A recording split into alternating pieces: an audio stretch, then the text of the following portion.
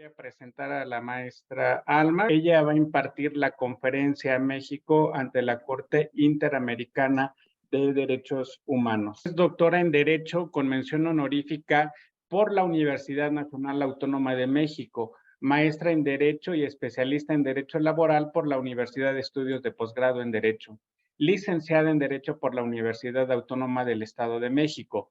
Se ha desempeñado como abogada litigante en despacho jurídico y como abogada consultora en la Notaría Pública número 82 del Estado de México. Ha sido profesora de asignatura desde 1992 en diversas instituciones públicas y privadas. Trabajó como profesora investigadora en la Universidad del Istmo, Oaxaca, desde 2009 y en 2010 fue designada directora del Instituto de Estudios Constitucionales y Administrativos de la misma universidad hasta enero de 2018. Actualmente es investigadora de tiempo completo B, adscrita a la Universidad La Salle, México, Campus Condesa.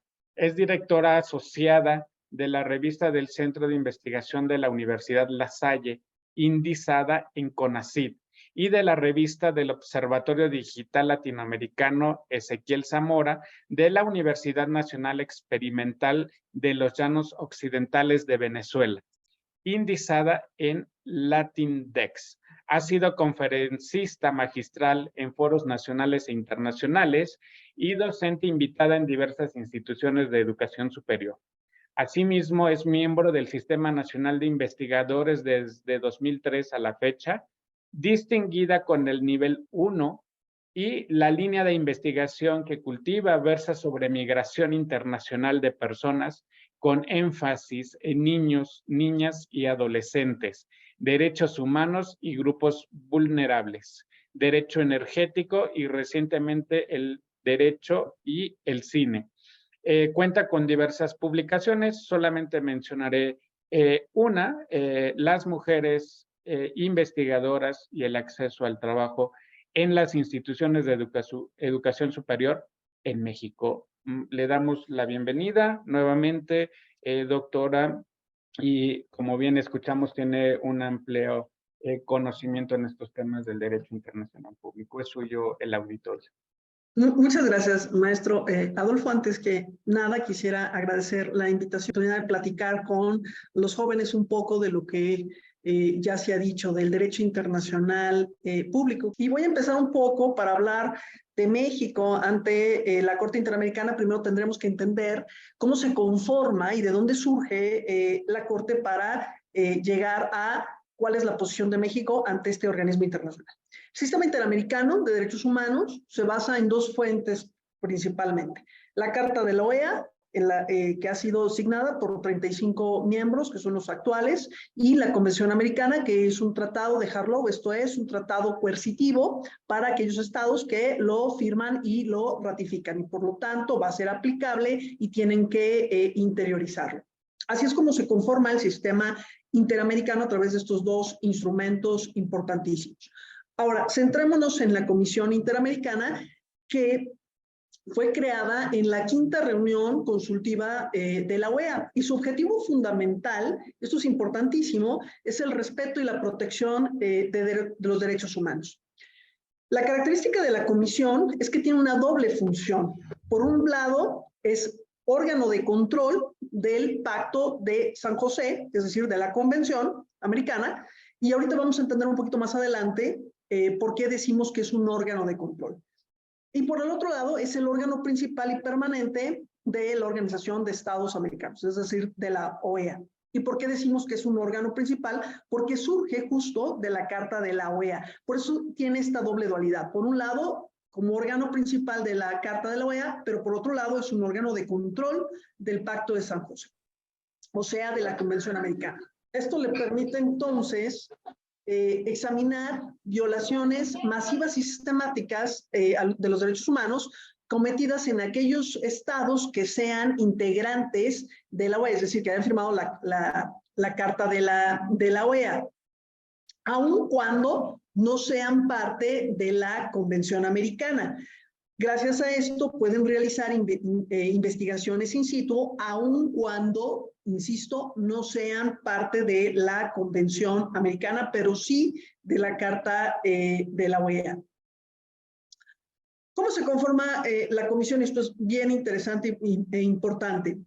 La comisión como tal tiene varias facultades, como por ejemplo, recibir comunicaciones individuales o bien comunicaciones interestatales. Esto es alguna petición de un estado que considera que otro estado está violentando derechos humanos, o bien comunicaciones de particulares, es decir, de individuos que consideran que sus derechos han sido violentados, esto dentro del marco de su doble función, incluyendo evidentemente, como ya lo comenté, realizar investigaciones in situ cuando existe la creencia de que un estado está violentando derechos humanos. Y bueno, como podemos ver en la diapositiva, encontramos que la comisión se integra por 7 miembros. La presidenta al día de hoy es Margarita Maculay, que es la que está vestida de rosa. Ella es originaria de Jamaica. La doctora Esmeralda y la doctora Roberta Clark. Después tenemos al mexicano Joel, la doctora Julisa, que está al lado izquierdo, derecho para nosotros, Edgar Estuardo y Carlos Bernal Pulido, que es colombiano. Así es como se integra actualmente la Comisión Interamericana. Aquí a lo mejor es importante decir que en la comisión hemos tenido como Estado presencia importante al formar parte de casi de manera ininterrumpida de los miembros de esta comisión. Y como verán, los periodos de mandato pues se dan de manera escalonada, no todos terminan en el mismo año. Una característica de la comisión es que se integra en razón de la ubicación geográfica, el país y el género. Dentro de las atribuciones que tiene la Comisión Interamericana están, entre otras, por ejemplo, hacer un informe global de la situación de los derechos humanos en un país determinado a través de estas investigaciones in situ, realizar las investigaciones in situ cuando existe la creencia de que existen violaciones sistemáticas y generalizadas a los derechos humanos en un estado en particular. Pero sobre todo, y lo más importante, es que tiene la facultad de llevar a cabo un proceso conciliatorio o mediador, o como lo menciona la propia convención, un arreglo amistoso entre estados, o bien cuando un estado ha violentado derechos humanos, para emitir una recomendación, que esto es parte de su proceso.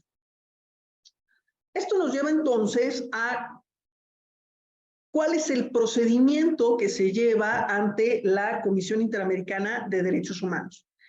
En primer lugar, para acudir a la comisión, tiene que haber necesariamente la existencia de una violación flagrante de derechos humanos, ya sea de manera generalizada o de manera individual. Esto implica que nosotros como particulares podamos acudir a la comisión y presentar una petición de investigación.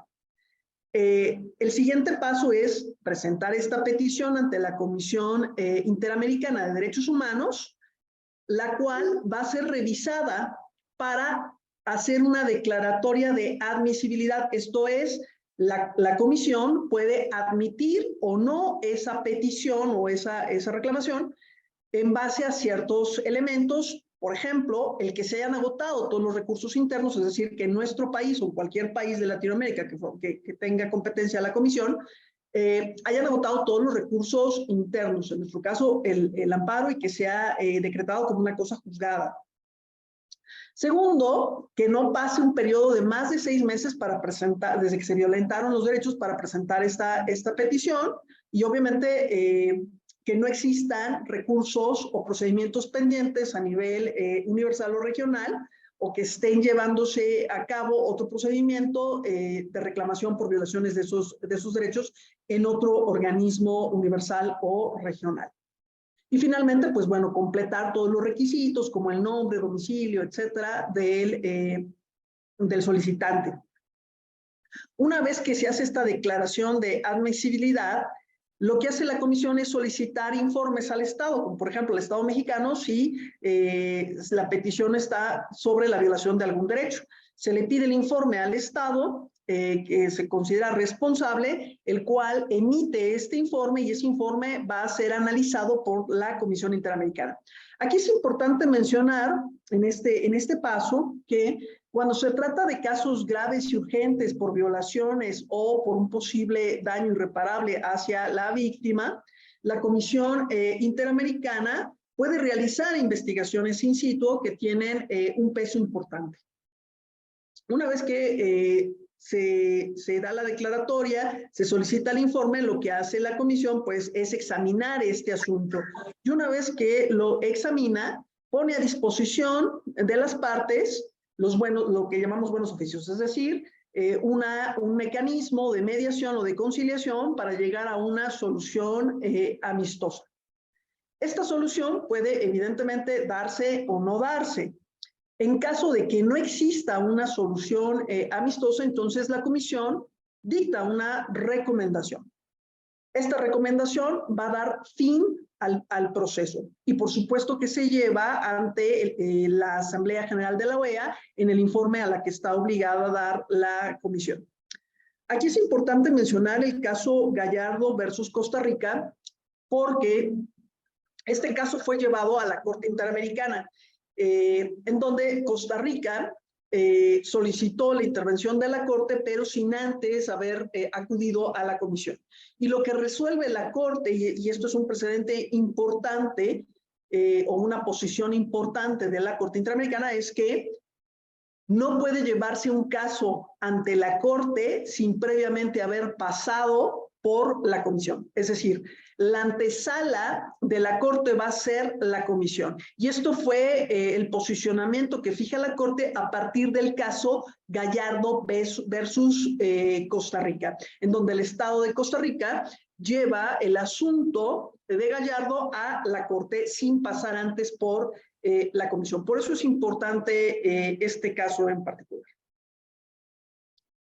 Ahora bien, ¿qué pasa una vez que la comisión dicta una recomendación? Insisto, por eso decíamos que es un órgano de control, pero no es un órgano en realidad jurisdiccional. Más bien es un órgano no jurisdiccional porque sus recomendaciones no son obligatorias, ¿correcto?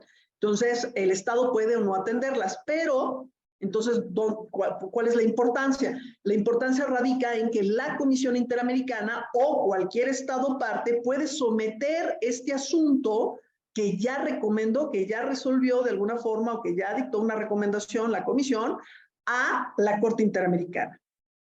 Esto implica que, y lo voy a mencionar un poquito más adelante, esto implica que solo dos entes pueden llevar ante la Corte un asunto. Por un lado, la Comisión Interamericana y por el otro lado, un Estado parte.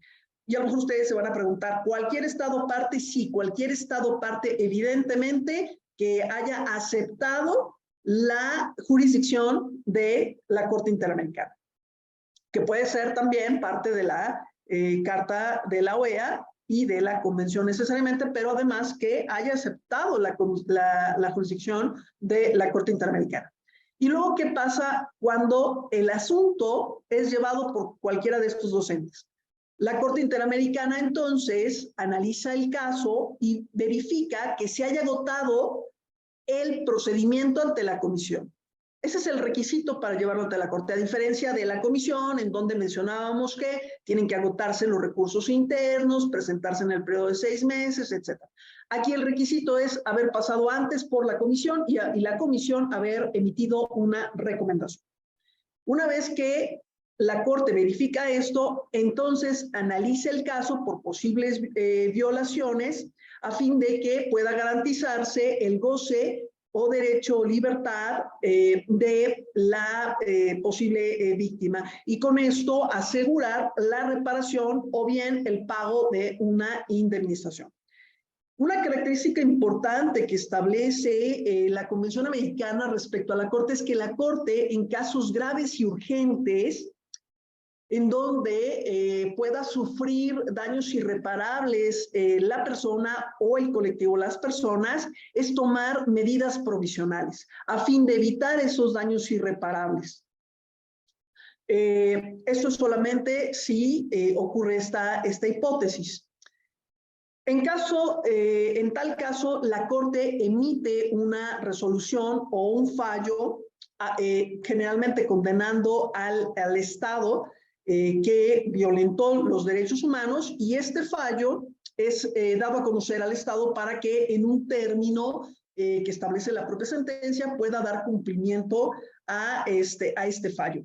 En caso de que el Estado no dé cumplimiento cabal al fallo, o establezca o manifieste lo que su derecho convenga, entonces la Corte pone de conocimiento a la Asamblea General de la OEA el incumplimiento de esta sentencia para que este órgano pueda tomar medidas al respecto, fincar en un momento dado responsabilidad internacional a este Estado. Y este es un poco el procedimiento que se lleva delante de la Corte, ¿no? Ante la Corte. Ahora, con esto podemos entender y distinguir que la Corte Interamericana es un órgano jurisdiccional que deriva de la Convención Americana. Y al igual que la Comisión, está integrado por 7 miembros. El presidente actual es el doctor Ricardo, de Uruguay.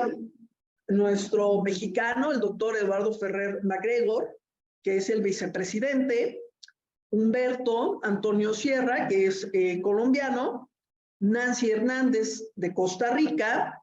Verónica Gómez, de Argentina. Patricia Pérez Goldberg, de Chile. Y finalmente Rodrigo Mudrovitz, de Brasil. Ellos son actualmente los integrantes de la Corte Interamericana de Derechos Humanos, que este año, si no mal recuerdo, algunos van a cambiar. Ahora, la Corte tiene dos características o dos facultades muy importantes. La primera, como órgano jurisdiccional de carácter contencioso, tiene la facultad para resolver asuntos que sean sometidos a su jurisdicción, en donde se alegue que un Estado parte está violentando o ha violentado algún derecho humano establecido en la propia convención. Aquí es importante mencionar que no solamente, como lo dije en algún momento, firmando y ratificando la convención, automáticamente se acepta la jurisdicción de la Corte. No, es necesario reconocer la jurisdicción contenciosa de la Corte en un documento posterior. Esto es muy importante. El Estado no se obliga a someterse a la jurisdicción de la Corte firmando y ratificando la convención. Es necesario esa declaración o documento posterior en donde declare o manifieste su voluntad de someterse a este órgano jurisdiccional para que pueda ser parte en algún asunto contencioso.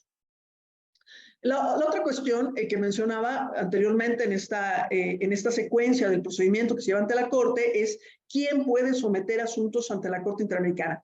Dos en particular, un Estado parte y la Comisión. El Estado parte, insisto, tiene que ser también un Estado que haya ratificado o declarado someterse a la jurisdicción de la Corte Interamericana.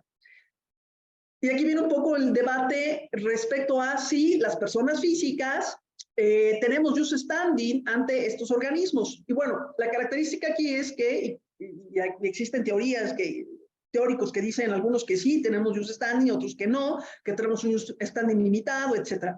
Aquí podemos un poco dilucidar esta controversia diciendo que las personas físicas carecemos totalmente de jus standing ante la Corte Interamericana, es decir, no podemos someter un asunto ante la Corte, dado que la propia Convención establece que solamente pueden ser los Estados y la Comisión. Sin embargo, ante la Comisión Interamericana, nosotros sí tenemos de alguna forma jus standing porque podemos acudir a la Comisión a solicitar o a presentar alguna petición o solicitud por violaciones de derechos humanos. Entonces, bueno, aquí está un poco esta dualidad teórica sobre si tenemos o no jus standing. En nuestro sistema interamericano lo tenemos parcialmente en la Comisión, pero no en la Corte, porque para eso necesitamos a un Estado o la propia Comisión que lleve nuestro asunto por violaciones a derechos humanos ante la Corte Interamericana. Y finalmente, Doctor Alma, hay una pregunta. Entonces, digamos, para que quede un poco claro, si hay una violación a un derecho humano en México por parte de una autoridad y este individuo, esta persona, perdón, quiere llegar a la corte, ¿cuál sería la ruta interna para poder llegar primero a la comisión y luego a la corte? Porque aquí lo que veo en la explicación es justamente es como me imagino una botella que se va haciendo un embudo, ¿no? Al final es de cuentas, correcto, es complicado llegar a la corte, ¿no? Porque hay que acotar muchas todos los... instancias.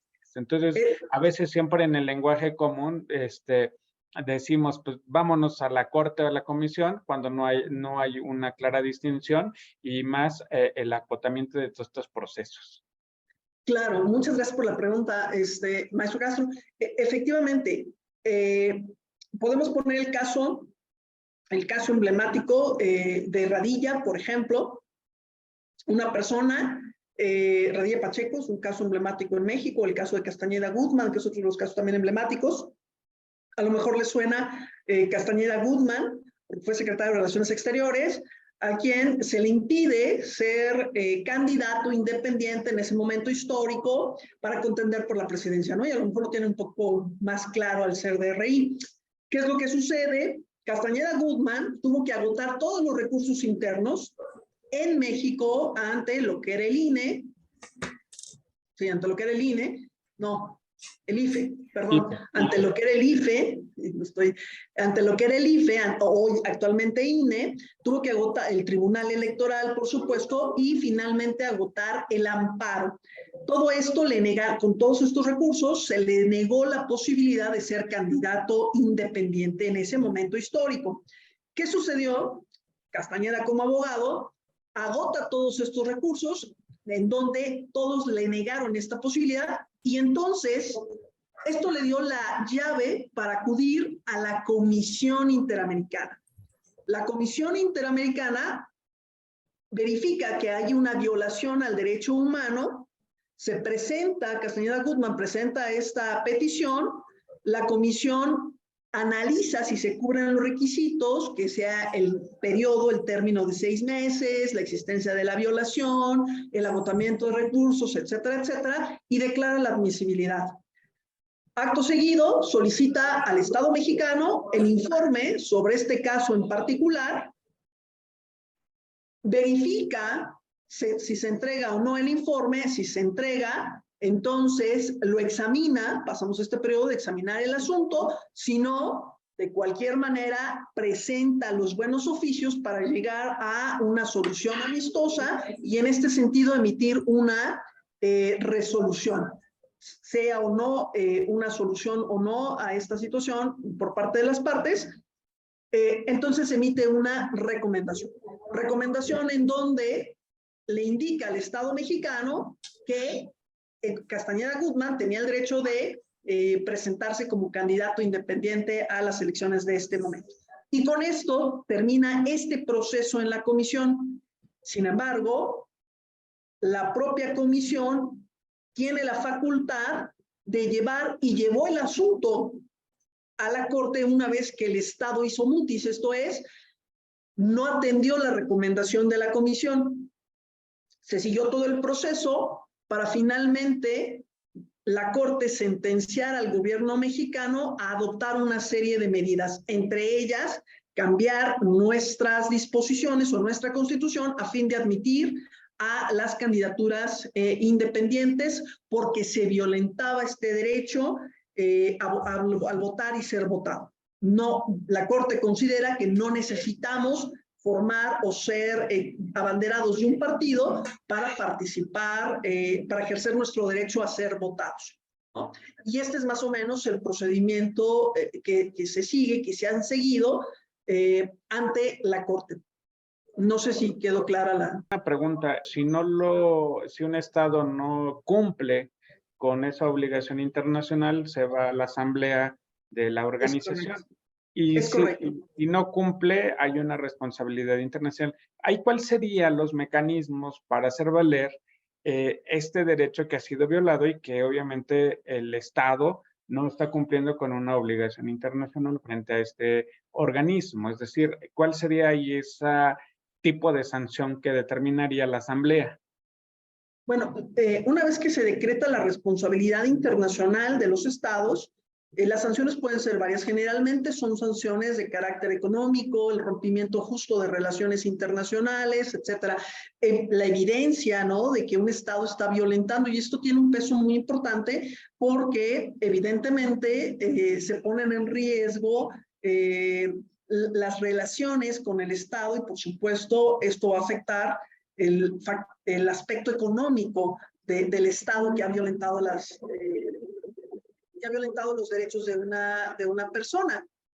Y así tenemos, por ejemplo, el caso de Venezuela o de Cuba, que han sido sancionados con el rompimiento de relaciones, con cuestiones económicas, por ejemplo, que en este mundo global es definitivamente lo que más puede afectar a los estados. Y esto lo decreta evidentemente la propia Asamblea General. Incluso los mismos estados han sido expulsados de los organismos internacionales, que también puede ser otra sanción, por ejemplo. Y luego tenemos la otra función de la comisión, que es una función más bien de carácter consultivo. Esto es, tiene la facultad para ser consultada respecto a asuntos determinados o cuestiones muy particulares que tengan que ver con derechos que se establecen en algún tratado internacional de soft of the hard law generalmente, pero que sean aplicables en el continente americano. ¿Quién puede solicitar una opinión consultiva? Lo puede hacer cualquier estado que sea parte de la convención o bien que sea miembro de la OEA, ya sea de la Carta o bien de la Convención Americana. Lo puede hacer la Asamblea General de la OEA, lo puede hacer la propia Comisión o el Consejo Permanente. ¿Cuál es el alcance de esta opinión consultiva, como le conocemos? El alcance es interpretar la Convención o cualquier otro tratado que tenga que ver con derechos humanos en América, en los estados americanos. Y así tenemos varias opiniones. Ahorita vamos a mencionar específicamente las que ha solicitado México. La característica es que estas opiniones no son coercitivas, son eso, consultivas, pero no son coercitivas. No lo que dice la Corte tiene que aplicarse, pero finalmente es un parámetro. Las opiniones consultivas finalmente van a ser un parámetro de actuación o de posicionamiento para los estados. México concretamente ha solicitado 2 opiniones consultivas, que son las que se han sido emitidas, que es, la primera fue en el 99, sobre el derecho a la información sobre asistencia consular en el marco de las garantías del debido proceso legal. El segundo, y el más importante, me parece, porque trabajo este tema de la migración, es la 1803, que fue justo solicitada en 2003, respecto a la condición jurídica y derechos de los migrantes indocumentados. ¿Y por qué digo que es importante, no soslayando la anterior?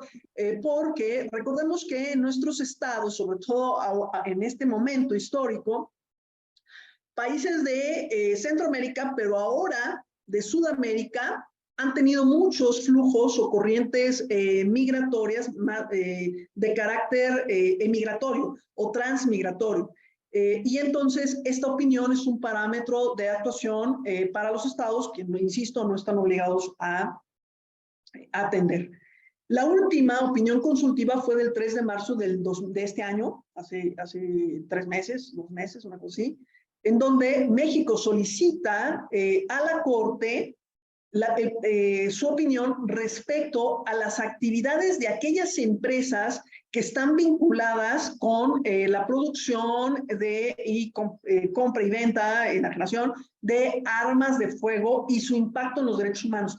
Esta opinión es muy importante, insisto, tiene 3 meses, aproximadamente marzo, abril, mayo, junio, ¿sí? Aproximadamente 3 meses que se solicitó, y es bien importante porque fija la posición de personas morales, estamos hablando de empresas, fundamentalmente, que se dedican a las armas de fuego. y cuál es el elemento de responsabilidad respecto de los derechos humanos. Y esto encaminado particularmente a las actividades y a la legislación de estados en donde se permite o está regulado la posesión de las armas de fuego, el caso concreto de Estados Unidos, atendiendo la violencia generalizada que se ha producido particularmente en nuestro país justo a partir de las actividades de este tipo de empresas. Por eso resulta importante esta opinión consultiva. Para reafirmar un poquito esto que creo muy importante, ¿cuáles serían las características o circunstancias que obligan al Estado mexicano a solicitar una opinión consultiva? Es una facultad que tiene cualquier Estado en ejercicio de su soberanía, pero generalmente son problemas o fenómenos sociales muy puntuales que, bueno, en el caso mexicano se convierten en una problemática importante para nuestro país. Por ejemplo, en el caso del tema migratorio, nosotros solicitamos esta opinión 18/03, en realidad se solicitó por los mexicanos que estaban migrando y que se encontraban en Estados Unidos, o que se encuentran en Estados Unidos, son mexicanos de segunda, tercera, cuarta generación, fundamentalmente para fijar esas obligaciones del Estado en relación a estos migrantes con la característica de indocumentados, que en realidad son migrantes irregulares. No tanto en aquellos migrantes que vienen y que utilizan nuestro país como tránsito o como destino fundamental, ¿no? Entonces, ahí la cuestión era la preocupación por el estatus de los paisanos que estaban en Estados Unidos. En el caso de esta opinión consultiva, tiene que ver porque de los foros y de las regulaciones que se han dado en los últimos años, México tiene una problemática actual y de hecho hay propuestas de iniciativas en el Senado en torno a la posesión o no, que tanto se puede permitir o no la posesión de armas y qué tipo de armas para los individuos, es decir, tener como en Estados Unidos tienditas en donde podamos comprar un arma con ciertas características y ciertos requisitos. Y es una de las iniciativas que están en el Congreso. Entonces, en relación a esto es que nosotros, y por supuesto la relación que se tiene con Estados Unidos, es que se solicita esta opinión consultiva, que me parece muy importante porque no solamente establece el vínculo de la empresa o de la acción de las personas morales respecto de los derechos humanos en función de las armas, sino puede ser un referente importante de la actuación de las personas morales en general respecto del impacto o transgresión de los derechos humanos de las personas, ¿no? Por eso me parece muy importante esta opinión. Habrá que esperar, habrá que leerla con calma una vez que ya se tenga para ver realmente el alcance, ¿no? Y en este sentido interpretar a través de un método exegético esas disposiciones o esa postura que puede fijar la Corte Interamericana. En cuanto a las resoluciones de la Corte, hay que entender que, a diferencia de lo que entendamos nosotros como jurisprudencia interna, todas las resoluciones de la Corte se convierten en una jurisprudencia internacional. De tal manera que México ha sido parte de varios asuntos que se han sometido a la Corte. En total, y al día de hoy, son 14 los asuntos sometidos y resueltos por la Corte Interamericana. El primer asunto que se presenta es el de Martín del Campo Dot, en donde en realidad no hubo una resolución como tal, más bien ahí fue una cuestión de ratio tempori, es decir, no se podía someter el asunto a la Corte y se declara incompetente la Corte por el tiempo en el que se somete y el tiempo en que México firma, ratifica y sobre todo acepta la jurisdicción de la Corte. El segundo asunto pues, es el que ya comenté de Castañeda Gutmann, Otro de los asuntos emblemáticos importantes es el del campo algodonero, que tiene que ver con las muertas de Juárez. Un asunto importante porque entre las víctimas, bueno, primero es el primer asunto que se lleva a la Corte y que de los 3 casos que se someten, la Corte hace un solo expediente que le llama campo algodonero. Esa es una de las cuestiones importantes. Y la segunda es que una de las víctimas, una de las mujeres asesinadas, era menor de edad.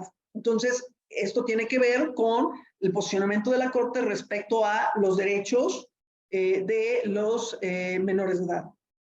El otro caso, Radillo Pacheco, también un caso emblemático, que no ya está la resolución, pero que no se ha cumplido cabalmente. De hecho, es un asunto súper controvertido e importante para nosotros como abogados. Los demás tienen que ver sobre todo con violaciones en materia penal al debido proceso. Por ejemplo, el caso de Inés Fernández Ortega, caso de mujeres que fueron violadas, torturadas, golpeadas por militares, el caso de Valentina Rosendo, Cabrera García. Todos tienen que ver con el procedimiento penal, el debido proceso y el acceso a la justicia. De los últimos importantes, el caso de las mujeres violadas, torturadas sexualmente, las mujeres en el caso de Atenco, que fue llevado ante la comisión y posteriormente a la Corte, en donde se sentencia al gobierno mexicano. Por supuesto, el caso de Digna Ochoa y familiares. También otro caso importante para nuestro país. Todos estos casos tienen que ver con la materia penal y esto da pauta también al cambio, al giro del cambio en nuestro sistema penal, que no voy a profundizar mucho sobre eso. Bien, con esto no podemos hablar de la posición de México si no tenemos una idea de cómo se va creando este control de convencionalidad. Básicamente son 4 etapas en el control de convencionalidad. La primera aparece con el caso Mirna Machang, una activista en Guatemala que fue asesinada, en donde Sergio García Ramírez, jurista mexicano, fija por primera vez un posicionamiento en su voto concurrente, en donde dice que no es posible seccionar internacionalmente al Estado. El Estado es uno, y entonces debe entregarse esta responsabilidad al Estado como tal.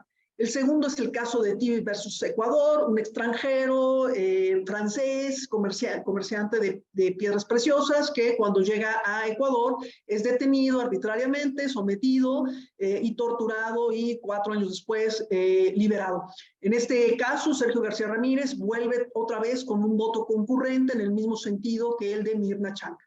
Posteriormente, el caso de Almozaín Arellano versus Chile, en donde ya la Corte Interamericana acoge o recoge o adopta el punto de vista de García Ramírez, en donde dice que el Estado que ha ratificado un tratado como la Convención y también sus jueces están sometidos a el control de convencionalidad, es decir, a verificar que las normas internas estén armonizadas con los tratados internacionales. Y finalmente, el caso Aguado Alfaro versus Perú, donde un grupo de servidores públicos es rescindidos sus contratos. Este caso lleva a la Corte y finalmente la Corte desarrolla este concepto de control de convencionalidad, donde dice que los órganos del Poder Judicial deben ejercer no solo el control de constitucionalidad, sino también el de convencionalidad ex oficio entre las normas internas y la Convención Americana. De tal manera que han sido básicamente 4 etapas principales las que dan origen al control de convencionalidad gracias a la jurisprudencia internacional. El primero, en donde el Estado como tal debe llevar a cabo el control de convencionalidad. El segundo, en donde los órganos del Poder Judicial, todos los órganos del Poder Judicial, los jueces, magistrados, ministros, deben llevar a cabo este control de convencionalidad.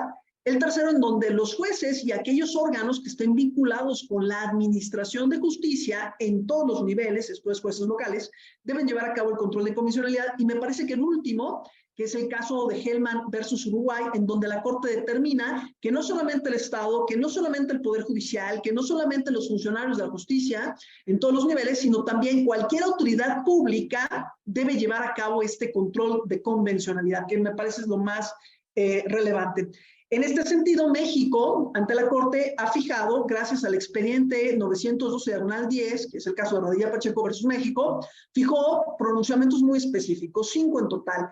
Primero, reconoce que las sentencias de la Corte sí o sí tienen que ser cumplidas en sus términos, y por términos implica que una sentencia de la Corte debe ejecutarse sin ningún cuestionamiento.